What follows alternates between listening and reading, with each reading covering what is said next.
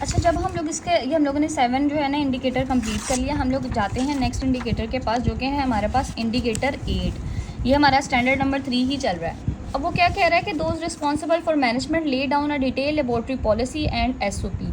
अब एसओपी, अब अगर हम समरी में देखते हैं तो इंडिकेटर हमें क्या कहता है, इंडिकेटर कहता है लैब की एक पॉलिसी होनी चाहिए। पॉलिसी के अंदर ये आप हमेशा बात याद रखें, पेशेंट के आने से लेकर पेशेंट को रिपोर्ट देने तक का सारा कुछ लैब की पॉलिसीज़ में आता है।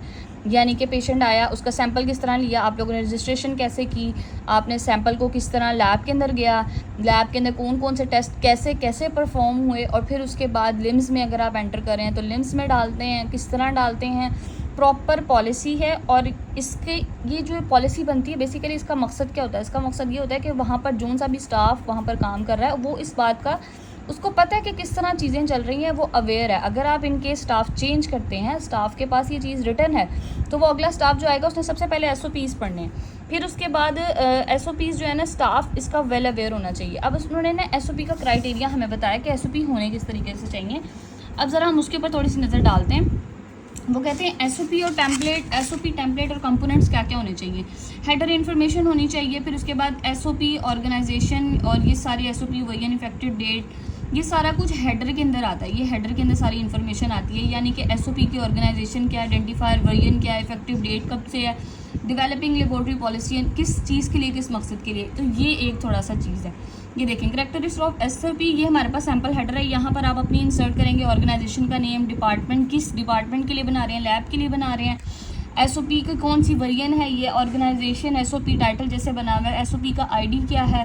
हर जब भी आप एक कंपनी में काम करते हैं, हर एक डॉक्यूमेंट का एक स्पेशल आईडी होता है। फॉर्म बना रहे हैं, रजिस्टर बना रहे हैं, फाइल बना रहे हैं, हर किसी की एक आईडी होती है आईएसओ के तहत, ठीक है। फिर एसओपी की वेरिएंट कौन सी है, फिर जो चीज़ें उन्होंने कहा कि इसमें होनी चाहिए, क्या क्या चीज़ें होनी चाहिए एसओपी में, उसका पर्पस क्यों बन रहा है, उसका स्कोप, ठीक है, उसका क्या स्कोप है, उसकी पॉलिसी कि कैसे काम करेगा, क्या क्या चीज़ें हैं इसमें।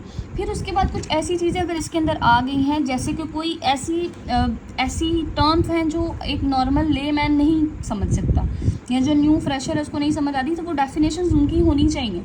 फिर उसके बाद वो क्या कहता है, रोल्स एंड रिस्पॉन्सिबिलिटीज़। इस सेक्शन के अंदर कौन कौन से लोग काम कर रहे हैं, उनके क्या क्या रोल्स एंड रिस्पॉन्सिबिलिटीज़ हैं इस एसओपी के मुताबिक, ठीक है। रोल्स एंड रिस्पॉन्सिबिलिटीज़ क्या, उसने आगे पूरी हमें रूटीन दे दी है कि भाई आपने सारा कुछ बता दिया, कौन से मेंबर्स हैं, क्या क्या कर रहे हैं, सारा कुछ बता दिया, ठीक है। फिर उसके बाद अगर आप कोई एडिशनल रिस्पॉन्सिबिलिटीज़ डालना चाहते हैं आप वो भी डाल सकते हैं।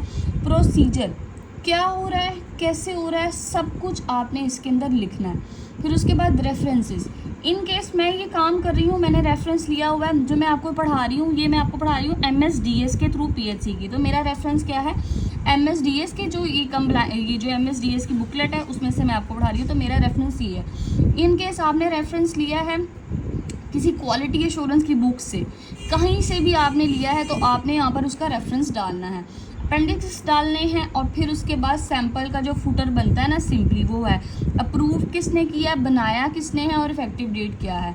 ऑब्जेक्टिव ऑफ लेबोरेटरी पॉलिसी, ये सारा कुछ उन्होंने लिखा हुआ है कि भाई क्यों बना रहे हैं, किस वजह से बना रहे हैं। फिर उसके बाद अगर हम इसके ऊपर आते हैं कि जैसे हम ऊपर एसओपी की बात कर रहे थे, साथ ही हम लोग यहाँ पर जो है ना लैब पॉलिसी की तरफ आ गए हैं। लैब पॉलिसी के ऊपर ऑब्जेक्टिव उसका क्या है, लेबोरेटरी पॉलिसी क्या होनी चाहिए। मैंने आपको पहले भी बताया कहाँ से चीज़ शुरू हो रही है, वहाँ से लेकर एंड तक आपने सारा कुछ बताना है कि क्या क्या चीज़ें आ रही हैं, क्या क्या ये। अगर हम इसको पढ़ना शुरू करें तो specify the strategic objective that align with the objective of laboratory policy, specify the activities that will undertaken in to implement each of the strategic objective. मतलब किस तरीके से आप सारा कुछ करेंगे, पूरा एक प्लान होता है। एसओपी का प्रोसीजर हो गया, बेनिफिट ऑफ एसओपी हो गए, और फिर उसके बाद हम आपके ऊपर नेक्स्ट के ऊपर आते हैं।